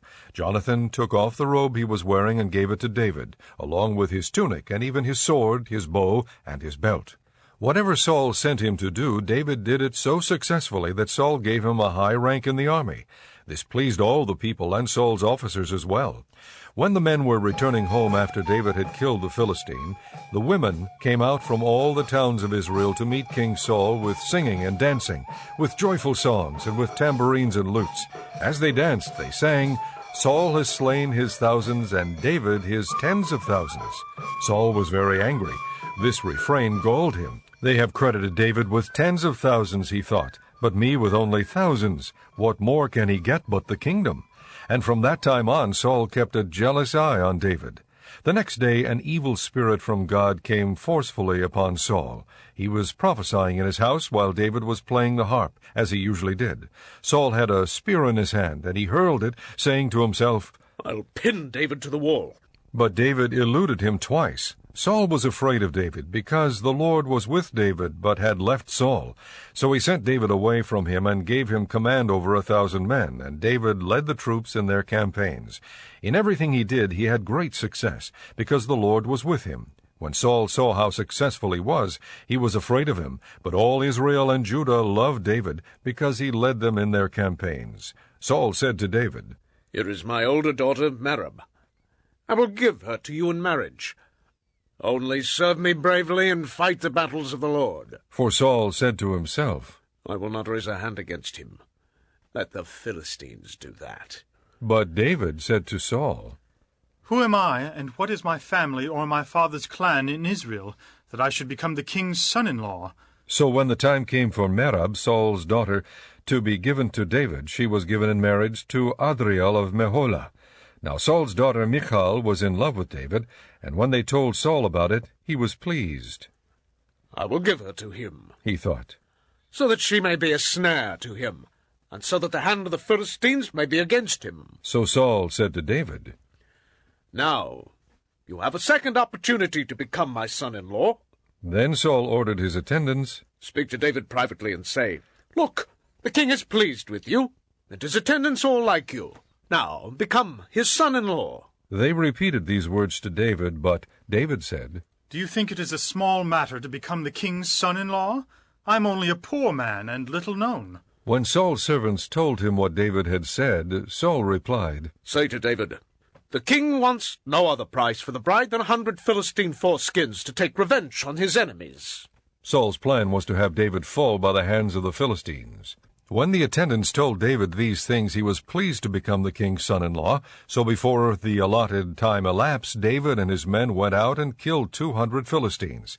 He brought their foreskins and presented the full number to the king so that he might become the king's son-in-law. Then Saul gave him his daughter Michal in marriage.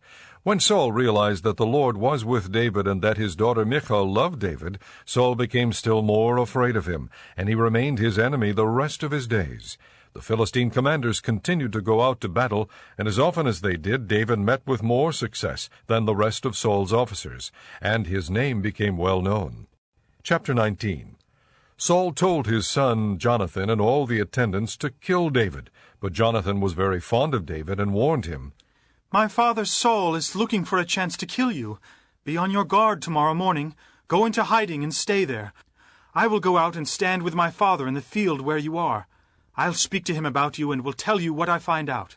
Jonathan spoke well of David to Saul, his father, and said to him, "Let not the king do wrong to his servant David. He has not wronged you, and what he has done has benefited you greatly. He took his life in his hands when he killed the Philistine. The Lord won a great victory for all Israel, and you saw it and were glad. Why then would you do wrong to an innocent man like David by killing him for no reason?" Saul listened to Jonathan and took this oath, "As surely as the Lord lives, David will not be put to death." So Jonathan called David and told him the whole conversation. He brought him to Saul, and David was with Saul as before. Once more war broke out, and David went out and fought the Philistines. He struck them with such force that they fled before him.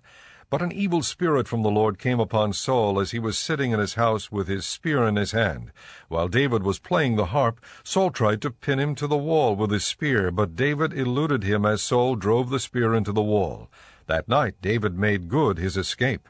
Saul sent men to David's house to watch it and to kill him in the morning. But Michal, David's wife, warned him, "If you don't run for your life tonight, tomorrow you'll be killed." So Michal let David down through a window, and he fled and escaped. Then Michal took an idol and laid it on the bed, covering it with a garment and putting some goat's hair at the head. When Saul sent the men to capture David, Michal said, "He is ill."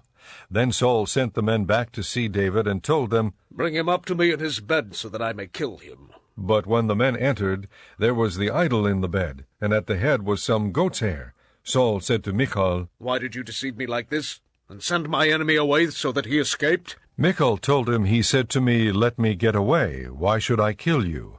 When David had fled and made his escape, he went to Samuel at Ramah and told him all that Saul had done to him.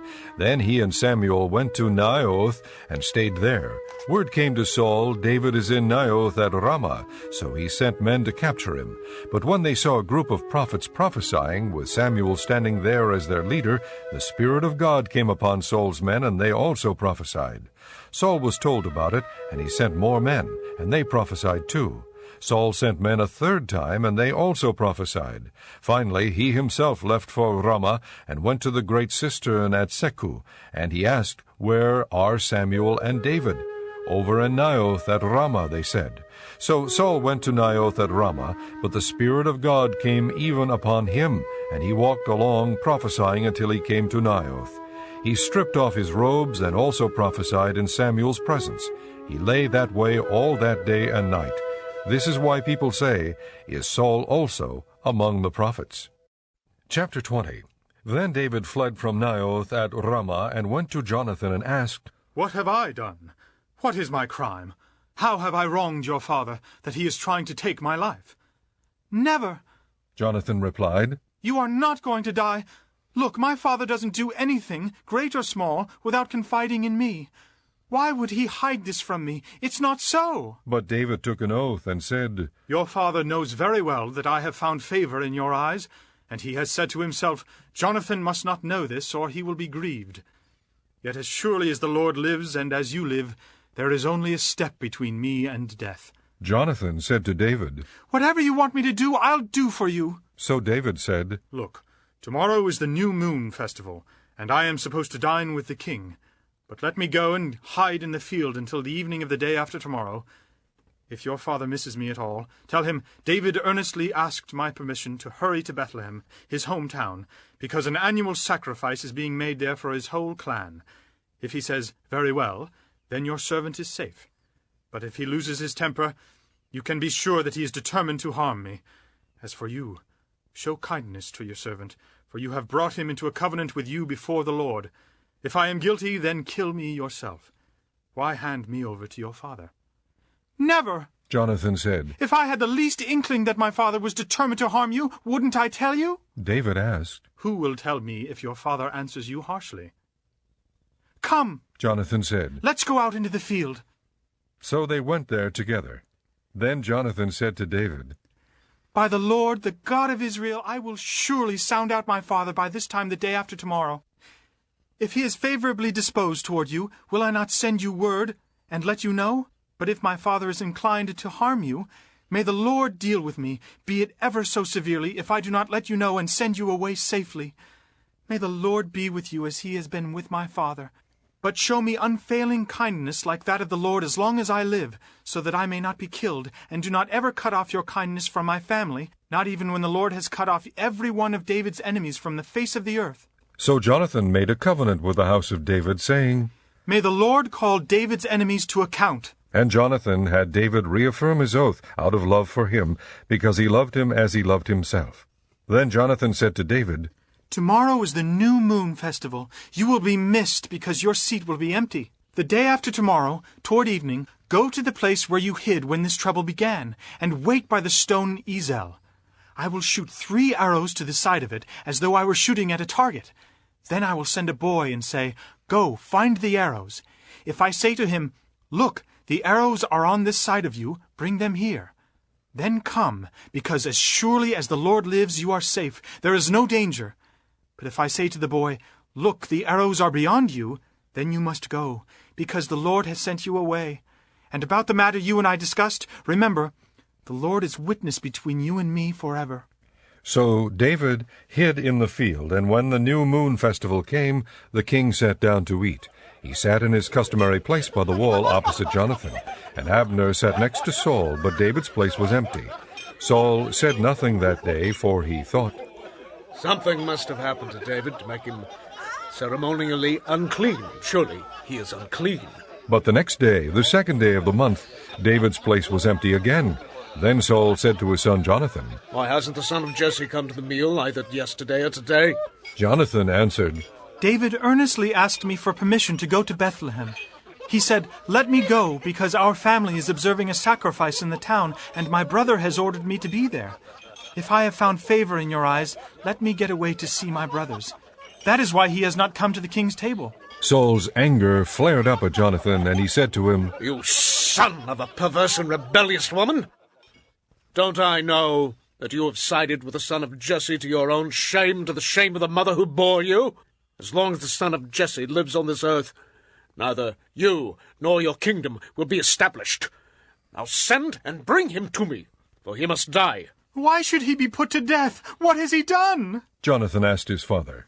But Saul hurled his spear at him to kill him. Then Jonathan knew that his father intended to kill David. Jonathan got up from the table in fierce anger. On that second day of the month he did not eat, because he was grieved at his father's shameful treatment of David. In the morning Jonathan went out to the field for his meeting with David. He had a small boy with him, and he said to the boy, Run and find the arrows I shoot. As the boy ran, he shot an arrow beyond him. When the boy came to the place where Jonathan's arrow had fallen, Jonathan called out after him, Isn't the arrow beyond you? Then he shouted, Hurry! Go quickly! Don't stop! The boy picked up the arrow and returned to his master. The boy knew nothing of all this, only Jonathan and David knew. Then Jonathan gave his weapons to the boy and said, Go, carry them back to town. After the boy had gone, David got up from the south side of the stone and bowed down before Jonathan 3 times with his face to the ground. Then they kissed each other and wept together. But David wept the most. Jonathan said to David, Go in peace, for we have sworn friendship with each other in the name of the Lord, saying, The Lord is witness between you and me, and between your descendants and my descendants forever. Then David left, and Jonathan went back to the town. Chapter 21. David went to Nob, to Ahimelech the priest. Ahimelech trembled when he met him, and asked, Why are you alone? Why is no one with you? David answered Ahimelech the priest, The king charged me with a certain matter, and said to me, No one is to know anything about your mission and your instructions. As for my men, I have told them to meet me at a certain place. Now then, what do you have on hand? Give me 5 loaves of bread, or whatever you can find. But the priest answered David, I don't have any ordinary bread on hand. However, there is some consecrated bread here, provided the men have kept themselves from women. David replied, Indeed, women have been kept from us, as usual whenever I set out. The men's things are holy even on missions that are not holy.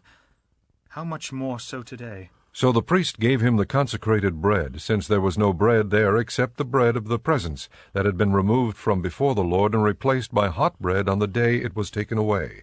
Now one of Saul's servants was there that day, detained before the Lord. He was Doeg the Edomite, Saul's head shepherd. David asked Ahimelech, Don't you have a spear or a sword here? I haven't brought my sword or any other weapon, because the king's business was urgent. The priest replied, The sword of Goliath the Philistine, whom you killed in the valley of Elah, is here. It is wrapped in a cloth behind the ephod. If you want it, take it. There is no sword here but that one. David said, There is none like it. Give it to me. That day David fled from Saul and went to Achish king of Gath. But the servants of Achish said to him, Isn't this David, the king of the land? Isn't he the one they sing about in their dances? Saul has slain his thousands, and David his tens of thousands? David took these words to heart and was very much afraid of Achish king of Gath. So he pretended to be insane in their presence, and while he was in their hands he acted like a madman, making marks on the doors of the gate and letting saliva run down his beard. Achish said to his servants, Look at that man. He is insane. Why bring him to me? Am I so short of madmen that you have to bring this fellow here to carry on like this in front of me? Must this man come into my house? Chapter 22. David left Gath and escaped to the cave of Adullam. When his brothers and his father's household heard about it, they went down to him there. All those who were in distress or in debt or discontented gathered around him, and he became their leader. About 400 men were with him. From there David went to Mizpah in Moab and said to the king of Moab, Would you let my father and mother come and stay with you until I learn what God will do for me? So he left them with the king of Moab, and they stayed with him as long as David was in the stronghold. But the prophet Gad said to David, Do not stay in the stronghold. Go into the land of Judah. So David left and went to the forest of Hereth. Now Saul heard that David and his men had been discovered, and Saul, spear in hand, was seated under the tamarisk tree on the hill at Gibeah, with all his officials standing around him. Saul said to them, Listen, men of Benjamin. Will the son of Jesse give all of you fields and vineyards? Will he make all of you commanders of thousands and commanders of hundreds? Is that why you have all conspired against me? No one tells me when my son makes a covenant with the son of Jesse. None of you is concerned about me, or tells me that my son has incited my servant to lie in wait for me, as he does today. But Doeg the Edomite, who was standing with Saul's officials, said, I saw the son of Jesse come to Ahimelech, son of Ahitub at Nob. Ahimelech inquired of the Lord for him. He also gave him provisions, and the sword of Goliath the Philistine. Then the king sent for the priest Ahimelech, son of Ahitub, and his father's whole family, who were the priests at Nob, and they all came to the king. Saul said, Listen now, son of Ahitub. Yes, my lord. He answered. Saul said to him, Why have you conspired against me? You and the son of Jesse, giving him bread and a sword, and inquiring of God for him, so that he has rebelled against me, and lies in wait for me, as he does today. Ahimelech answered the king, Who of all your servants is as loyal as David, the king's son-in-law, captain of your bodyguard, and highly respected in your household? Was that day the first time I inquired of God for him? Of course not. Let not the king accuse your servant or any of his father's family, for your servant knows nothing at all about this whole affair. But the king said, You will surely die, Ahimelech, you and your father's whole family. Then the king ordered the guards at his side, Turn and kill the priests of the Lord, because they too have sided with David. They knew he was fleeing, yet they did not tell me. But the king's officials were not willing to raise a hand to strike the priests of the Lord. The king then ordered Doeg, You, turn and strike down the priests. So Doeg the Edomite turned and struck them down. That day he killed 85 men who wore the linen ephod. He also put to the sword Nob, the town of the priests, with its men and women, its children and infants, and its cattle, donkeys, and sheep. But Abiathar, a son of Ahimelech, son of Ahitub, escaped and fled to join David. He told David that Saul had killed the priest of the Lord. Then David said to Abiathar, That day, when Doeg the Edomite was there, I knew he would be sure to tell Saul. I am responsible for the death of your father's whole family. Stay with me, don't be afraid. The man who is seeking your life is seeking mine also. You will be safe with me. Chapter 23. When David was told, Look, the Philistines are fighting against Keilah, and are looting the threshing floors. he inquired of the Lord, saying, Shall I go and attack these Philistines? The Lord answered him, Go, attack the Philistines and save Keilah.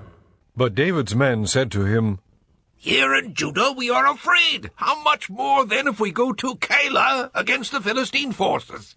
Once again David inquired of the Lord, and the Lord answered him, Go down to Keilah, for I am going to give the Philistines into your hand. So David and his men went to Keilah, fought the Philistines, and carried off their livestock. He inflicted heavy losses on the Philistines and saved the people of Keilah. Now Abiathar, son of Ahimelech, had brought the ephod down with him when he fled to David at Keilah. Saul was told that David had gone to Keilah, and he said, God has handed him over to me, for David has imprisoned himself by entering a town with gates and bars. And Saul called up all his forces for battle, to go down to Keilah to besiege David and his men. When David learned that Saul was plotting against him, he said to Abiathar the priest, Bring the ephod. David said, O Lord God of Israel, your servant has heard definitely that Saul plans to come to Keilah and destroy the town on account of me. Will the citizens of Keilah surrender me to him? Will Saul come down as your servant has heard? O Lord God of Israel, tell your servant. And the Lord said, He will. Again David asked, Will the citizens of Keilah surrender me and my men to Saul? And the Lord said, They will. So David and his men, about 600 in number, left Keilah and kept moving from place to place. When Saul was told that David had escaped from Keilah, he did not go there. David stayed in the desert strongholds and in the hills of the desert of Ziph. Day after day Saul searched for him, but God did not give David into his hands. While David was at Horesh in the desert of Ziph, he learned that Saul had come out to take his life, and Saul's son Jonathan went to David at Horesh and helped him find strength in God. "Don't be afraid," he said. "My father Saul will not lay a hand on you. You will be king over Israel, and I will be second to you. Even my father Saul knows this." The two of them made a covenant before the Lord. Then Jonathan went home, but David remained at Horesh. The Ziphites went up to Saul at Gibeah and said, "Is not David hiding among us in the strongholds at Horesh, on the hill of Hachilah, south of Jeshimon? Now, O king, come down whenever it pleases you to do so, and we will be responsible for handing him over to the king." Saul replied, "The Lord bless you for your concern for me. Go and make further preparation. Find out where David usually goes, and who has seen him there. They tell me he is very crafty. Find out about all the hiding places he uses, and come back to me with definite information. Then I will go with you. If he is in the area, I will track him down among all the clans of Judah." So they set out and went to Ziph ahead of Saul. Now David and his men were in the desert of Maon, in the Arabah south of Jeshimon. Saul and his men began the search, and when David was told about it, he went down to the rock and stayed in the desert of Maon. When Saul heard this, he went into the desert of Maon in pursuit of David. Saul was going along one side of the mountain, and David and his men were on the other side, hurrying to get away from Saul. As Saul and his forces were closing in on David and his men to capture them, a messenger came to Saul, saying, "Come quickly, the Philistines are raiding the land." Then Saul broke off his pursuit of David and went to meet the Philistines. That is why they call this place Selah Hamalekoth. And David went up from there and lived in the strongholds of En-gedi. Chapter 24. After Saul returned from pursuing the Philistines, he was told, "David is in the desert of En-gedi." So Saul took 3,000 chosen men from all Israel and set out to look for David and his men near the crags of the wild goats. He came to the sheep pens along the way. A cave was there, and Saul went in to relieve himself. David and his men were far back in the cave. The men said, "This is the day the Lord spoke of when he said to you, 'I will give your enemy into your hands for you to deal with as you wish.'" Then David crept up unnoticed and cut off a corner of Saul's robe. Afterward David was conscience-stricken for having cut off a corner of his robe. He said to his men, "The Lord forbid that I should do such a thing to my master, the Lord's anointed, or lift my hand against him, for he is the anointed of the Lord." With these words David rebuked his men and did not allow them to attack Saul. And Saul left the cave and went his way.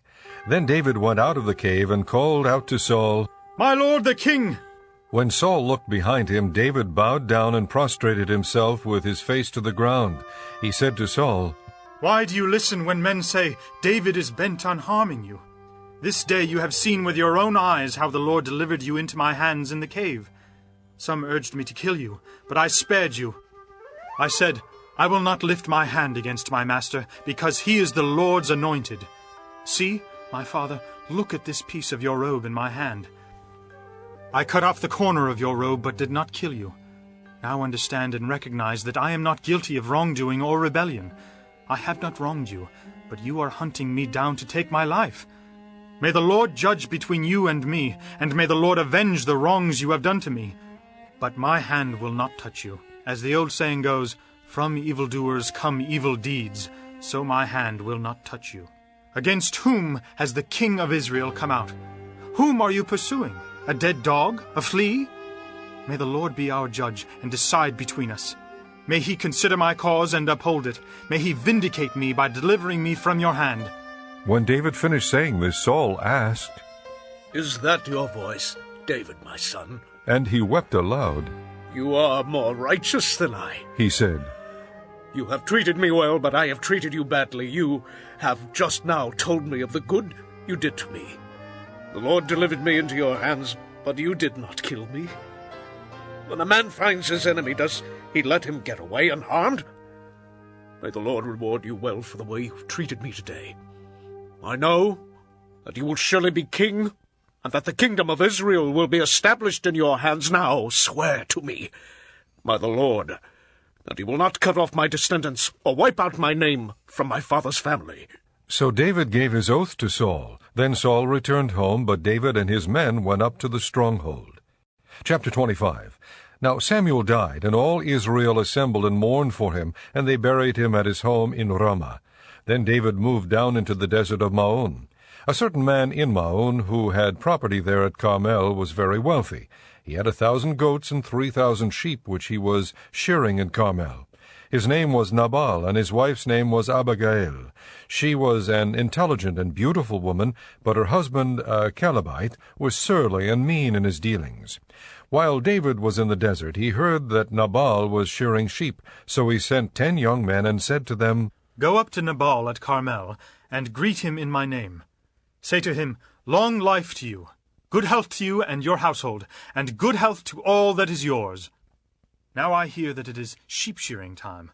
When your shepherds were with us, we did not mistreat them, and the whole time they were at Carmel nothing of theirs was missing. Ask your own servants, and they will tell you.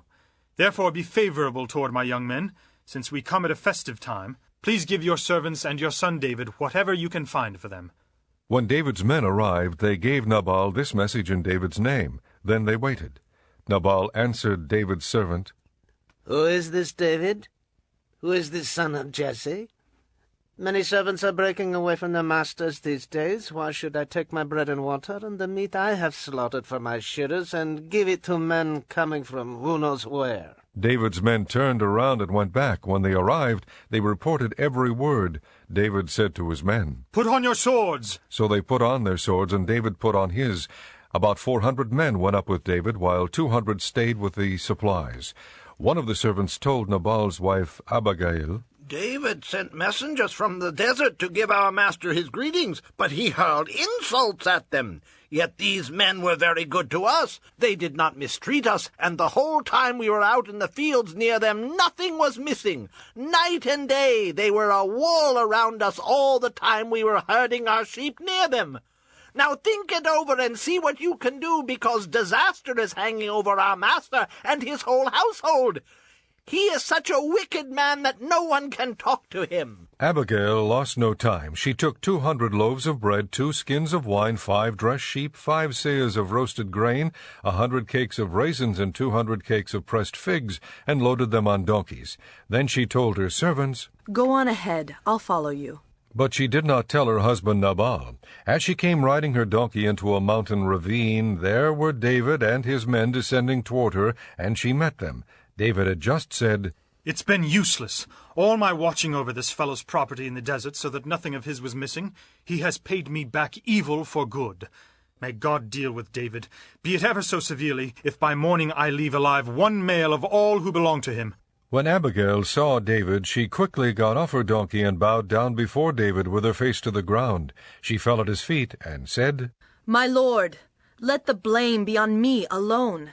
Please let your servant speak to you. Hear what your servant has to say. May my lord pay no attention to that wicked man Nabal. He is just like his name. His name is Fool, and folly goes with him. But as for me, your servant, I did not see the men my master sent. Now since the Lord has kept you, my master, from bloodshed and from avenging yourself with your own hands, as surely as the Lord lives and as you live, may your enemies and all who intend to harm my master be like Nabal. And let this gift, which your servant has brought to my master, be given to the men who follow you. Please forgive your servant's offense, for the Lord will certainly make a lasting dynasty for my master, because he fights the Lord's battles. Let no wrongdoing be found in you as long as you live. Even though someone is pursuing you to take your life, the life of my master will be bound securely in the bundle of the living by the Lord your God. But the lives of your enemies he will hurl away as from the pocket of a sling. When the Lord has done for my master every good thing he promised concerning him, and has appointed him leader over Israel, my master will not have on his conscience the staggering burden of needless bloodshed, or of having avenged himself. And when the Lord has brought my master success, remember your servant." David said to Abigail, "Praise be to the Lord, the God of Israel, who has sent you today to meet me. May you be blessed for your good judgment and for keeping me from bloodshed this day and from avenging myself with my own hands. Otherwise, as surely as the Lord, the God of Israel, lives, who has kept me from harming you, If you had not come quickly to meet me, not one male belonging to Nabal would have been left alive by daybreak." Then David accepted from her hand what she had brought him, and said, "Go home in peace. I have heard your words and granted your request." When Abigail went to Nabal, he was in the house holding a banquet like that of a king. He was in high spirits and very drunk, so she told him nothing until daybreak. Then in the morning, when Nabal was sober, his wife told him all these things, and his heart failed him, and he became like a stone. About 10 days later the Lord struck Nabal, and he died. When David heard that Nabal was dead, he said, "Praise be to the Lord, who has upheld my cause against Nabal for treating me with contempt. He has kept his servant from doing wrong, and has brought Nabal's wrongdoing down on his own head." Then David sent word to Abigail, asking her to become his wife. His servants went to Carmel and said to Abigail, "David has sent us to you to take you to become his wife." She bowed down with her face to the ground and said, "Here is your maidservant, ready to serve you and wash the feet of my master's servants." Abigail quickly got on a donkey and, attended by her 5 maids, went with David's messengers and became his wife. David had also married Ahinoam of Jezreel, and they both were wives. But Saul had given his daughter Michal, David's wife, to Paltiel, son of Laish, who was from Galim. Chapter 26. The Ziphites went to Saul at Gibeah and said, "Is not David hiding on the hill of Hakilah, which faces Jeshimon?" So Saul went down to the desert of Ziph with his 3,000 chosen men of Israel to search there for David. Saul made his camp beside the road on the hill of Hakilah facing Jeshimon, but David stayed in the desert. When he saw that Saul had followed him there, he sent out scouts and learned that Saul had definitely arrived. Then David set out and went to the place where Saul had camped. He saw where Saul and Abner, son of Ner, the commander of the army, had lain down. Saul was lying inside the camp, with the army encamped around him. David then asked Ahimelech the Hittite and Abishai, son of Zeruiah, Joab's brother, "Who will go down into the camp with me to Saul?" "I'll go with you," said Abishai. So David and Abishai went to the army by night, and there was Saul lying asleep inside the camp with his spear stuck in the ground near his head. Abner and the soldiers were lying around him. Abishai said to David, "Today God has delivered your enemy into your hands. Now let me pin him to the ground with one thrust of my spear. I won't strike him twice." But David said to Abishai, "Don't destroy him. Who can lay a hand on the Lord's anointed and be guiltless? As surely as the Lord lives," he said, "the Lord himself will strike him. Either his time will come and he will die, or he will go into battle and perish. But the Lord forbid that I should lay a hand on the Lord's anointed. Now get the spear and water jug that are near his head, and let's go." So David took the spear and water jug near Saul's head, and they left. No one saw or knew about it, nor did anyone wake up. They were all sleeping because the Lord had put them into a deep sleep. Then David crossed over to the other side and stood on top of the hill some distance away. There was a wide space between them. He called out to the army and to Abner, son of Ner, "Aren't you going to answer me, Abner?" Abner replied, "Who are you who calls to the king?" David said, "You're a man, aren't you? And who is like you in Israel?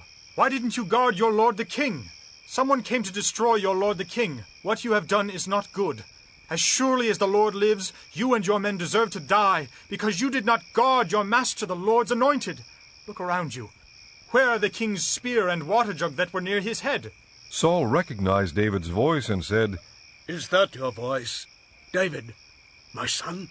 David replied, "Yes, it is, my lord the king." and he added, "Why is my lord pursuing his servant? What have I done, and what wrong am I guilty of? Now let my lord the king listen to his servant's words. If the Lord has incited you against me, then may he accept an offering. If, however, men have done it, may they be cursed before the Lord. They have now driven me from my share in the Lord's inheritance, and have said, 'Go serve other gods.' Now do not let my blood fall to the ground far from the presence of the Lord. The king of Israel has come out to look for a flea, as one hunts a partridge in the mountains." Then Saul said, "I have sinned. Come back, David, my son. Because you considered my life precious today, I will not try to harm you again. Surely I have acted like a fool, and have erred greatly." "Here is the king's spear," David answered. "Let one of your young men come over and get it.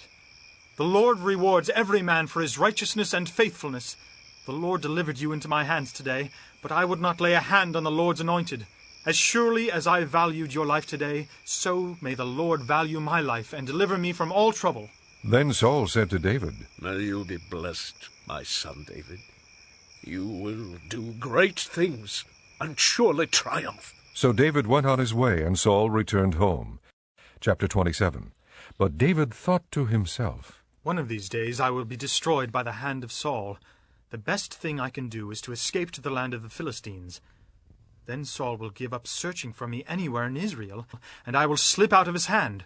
So David and the 600 men with him left and went over to Achish son of Maoch, king of Gath. David and his men settled in Gath with Achish.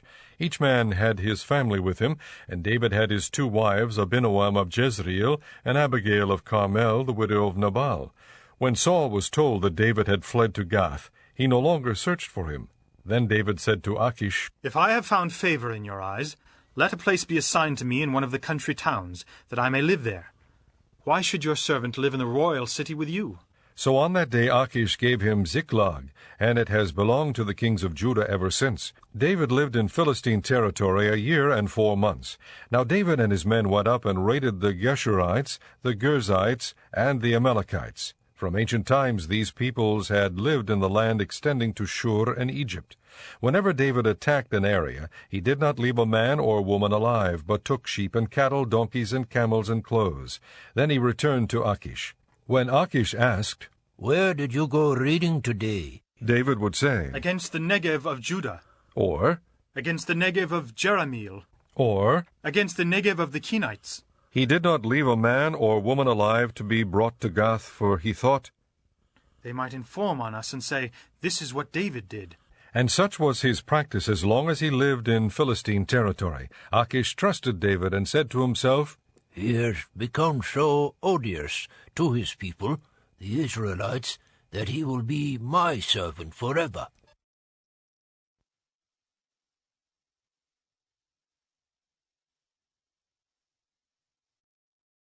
Chapter 28.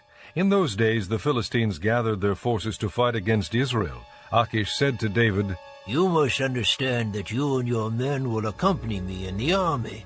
David said, "Then you will see for yourself what your servant can do." Achish replied, "Very well, I will make you my bodyguard for life." Now Samuel was dead, and all Israel had mourned for him and buried him in his own town of Ramah. Saul had expelled the mediums and spiritists from the land. The Philistines assembled and came and set up camp at Shunem, while Saul gathered all the Israelites and set up camp at Gilboa. When Saul saw the Philistine army, he was afraid. Terror filled his heart. He inquired of the Lord, but the Lord did not answer him by dreams or Urim or prophets.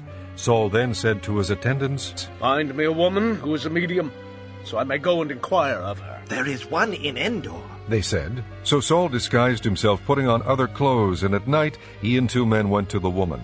"Consult a spirit for me," he said, "and bring up for me the one I name." But the woman said to him, "Surely you know what Saul has done. He has cut off the mediums and spiritists from the land.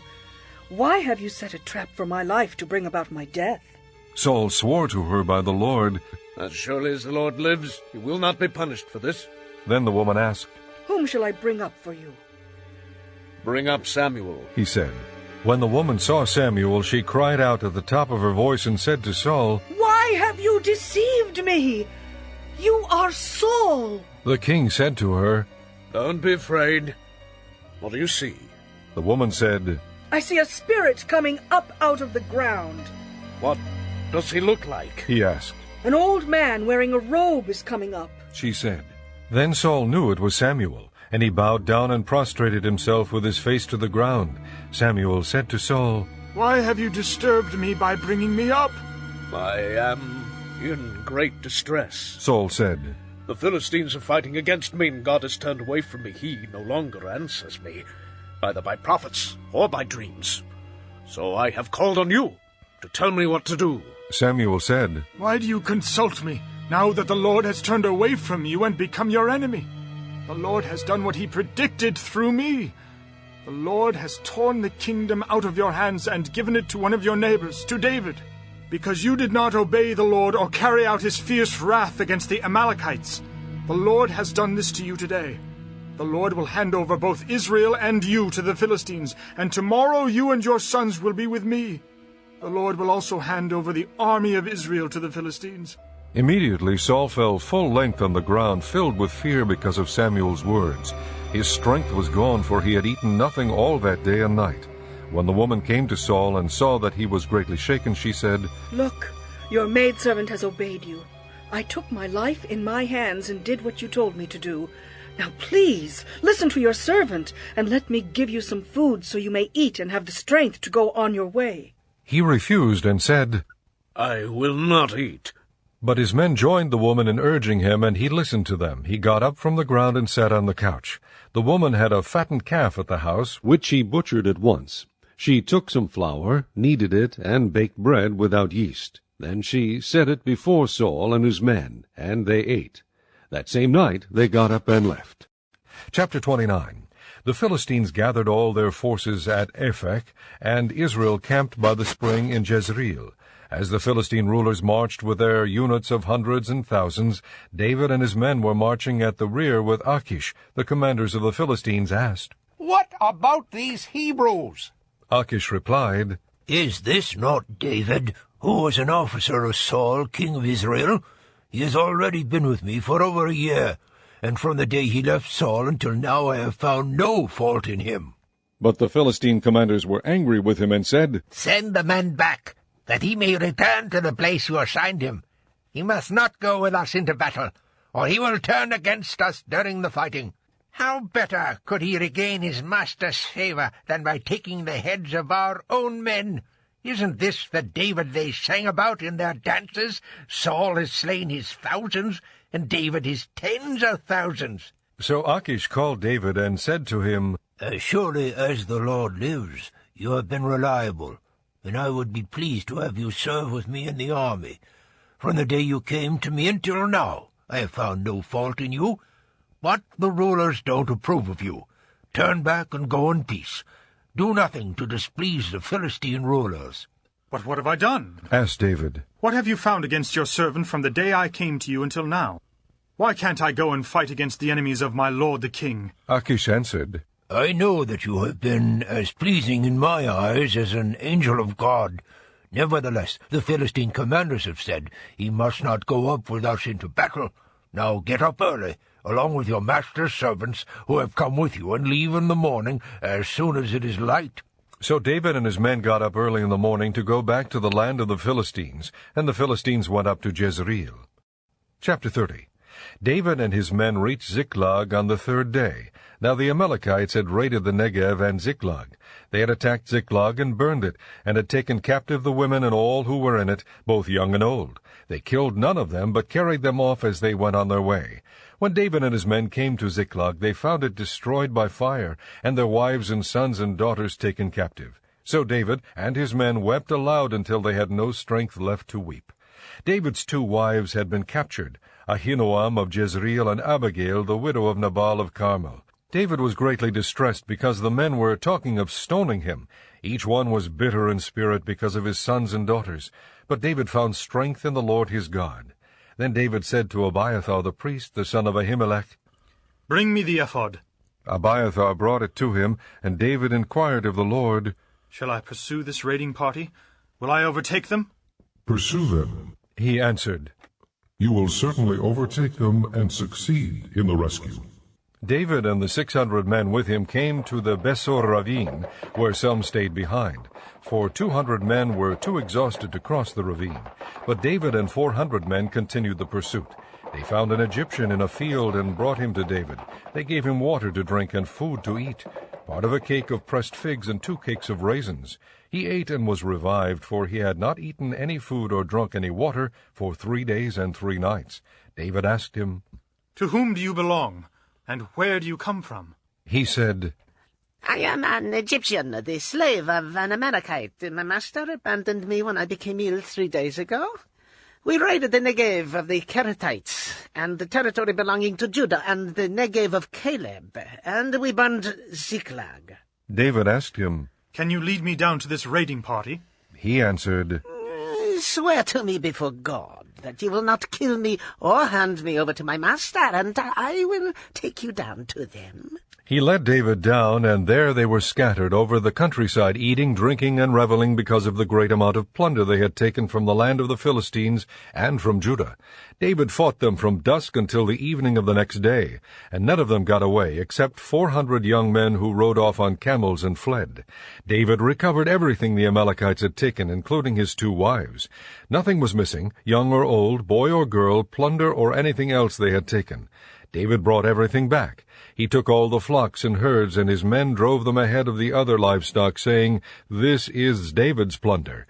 Then David came to the 200 men who had been too exhausted to follow him, and who were left behind at the Bezor ravine. They came out to meet David and the people with him. As David and his men approached, he greeted them. But all the evil men and troublemakers among David's followers said, "Because they did not go out with us, we will not share with them the plunder we recovered." However, each man may take his wife and children and go. David replied, "No, my brothers, you must not do that with what the Lord has given us. He has protected us and handed over to us the forces that came against us. Who will listen to what you say? The share of the man who stayed with the supplies is to be the same as that of him who went down to the battle. All will share alike." David made this a statute and ordinance for Israel from that day to this. When David arrived in Ziklag, he sent some of the plunder to the elders of Judah, who were his friends, saying, "Here is a present for you from the plunder of the Lord's enemies." He sent it to those who were in Bethel, Ramoth Negev, and Jatir, to those in Aroer, Siphmoth, Eshtemoa, and Rakal, to those in the towns of the Jerahmeelites and the Kenites, to those in Hormah, Borashan, Athak, and Hebron, and to those in all the other places where David and his men had roamed. Chapter 31. Now the Philistines fought against Israel. The Israelites fled before them, and many fell slain on Mount Gilboa. The Philistines pressed hard after Saul and his sons, and they killed his sons Jonathan, Abinadab, and Malchishua. The fighting grew fierce around Saul, and when the archers overtook him, they wounded him critically. Saul said to his armor-bearer, "Draw your sword, and run me through, or these uncircumcised fellows will come and run me through and abuse me." But his armor-bearer was terrified and would not do it. So Saul took his own sword and fell on it. When the armor-bearer saw that Saul was dead, he too fell on his sword and died with him. So Saul and his 3 sons and his armor-bearer and all his men died together that same day. When the Israelites along the valley and those across the Jordan saw that the Israelite army had fled and that Saul and his sons had died, they abandoned their towns and fled, and the Philistines came and occupied them. The next day when the Philistines came to strip the dead, they found Saul and his 3 sons fallen on Mount Gilboa. They cut off his head and stripped off his armor, and they sent messengers throughout the land of the Philistines to proclaim the news in the temple of their idols and among their people. They put his armor in the temple of the Ashtoreths, and fastened his body to the wall of Bethshan. When the people of Jabesh-Gilead heard of what the Philistines had done to Saul, all their valiant men journeyed through the night to Bethshan. They took down the bodies of Saul and his sons from the wall of Bethshan and went to Jabesh, where they burned them. Then they took their bones and buried them under a tamarisk tree at Jabesh, and they fasted 7 days.